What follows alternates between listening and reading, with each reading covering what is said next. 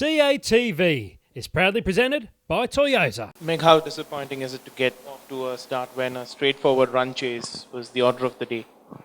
Yeah, it's obviously not ideal. We would have loved to get off to a better start, but New Zealand played well tonight, and we probably didn't play our best. But I suppose now we've got to look to our next game really quickly. There's a lot of improvement in us, and we've got to turn things around really, really quickly. So that's what we're looking to do now.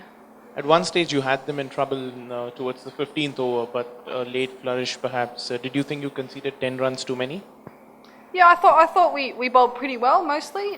They probably got away from us a little bit in the end there, and would have been nice to keep them under 120. But having said that, we should have been able to chase down 129 if we probably got off to a better start. New Zealand bowled well early, and we couldn't really get away. So I'd always feel comfortable chasing down 129 if we were able to keep aside to that.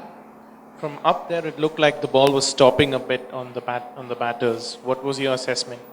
Yeah, I thought it was quite skiddy early on with the new ball. It was pretty important to play straight, and I thought New Zealand bowled pretty well. I thought we did okay in our power play as well, but as the night went on, it got kept a bit low and skidded on. But I thought it was quite a good batting wicket all up.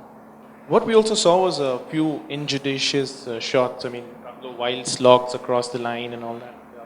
Would you believe that it's a matter of concern, or do you think you just allow the batters to play their natural game every time they go out, irrespective of what the target is? I think we need to be aggressive early on, but it's about playing to our strengths and playing straight early on. I think that's important.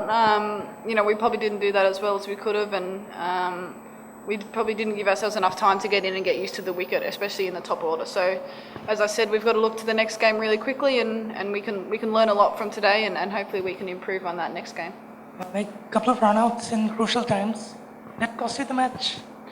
Yeah, obviously you try to avoid them as much as you can, but when you're chasing probably 8-9 and over towards the end, you probably got to take a few risks, and unfortunately they didn't come off for us tonight, and New Zealand were pretty good in the field. They got their throws in very accurately, and I think in 2020 cricket it's hard. You sort of take those extra risks, and so when it's your day it works. But tonight we couldn't get away with it.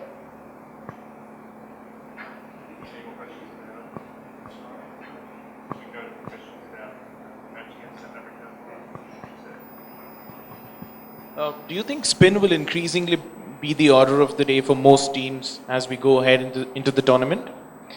Yeah, I think so. I think most sides have got at least two spinners within their sides, and we've seen already in the first match that it was quite effective. So the wickets, we're going to be using the same wickets very regularly. So I think spin will certainly increase as the tournament goes on. So from a batting perspective, it's going to be important to learn what works and what doesn't.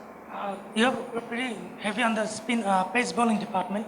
But do you think having less experienced spinners could be detrimental in these conditions? I don't think so. I think it's about being able to perform on the day and really landing the ball in the right areas. I think both pace and spin can be effective, and we've got both of them within our side. So it's just about knowing what works and what lengths to hit. I think with the skiddy wickets, it's important not to get too full. So I think our spinners did a really good job today. I thought all our bowlers did quite well, and we just couldn't get off to a good enough start in our batting to get the win. The tournament format is such that there's very little time to brood over a loss. Do you think that may be a good thing after all? You just have enough time to just probably rest and recuperate and then get back onto the park once again?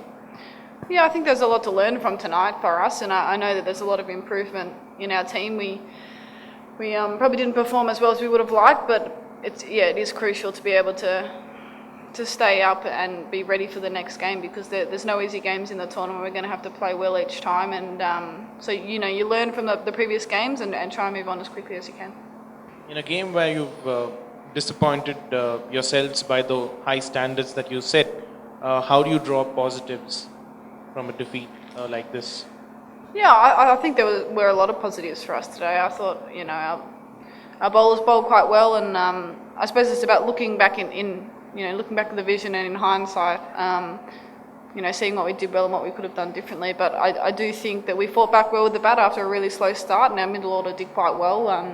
And as I said, I think our bowlers did a reasonably good job. They probably got away from us a little bit at the end, but in general we did quite well. So it's we know we need to improve, and you look at positives and negatives and try and work on both of those.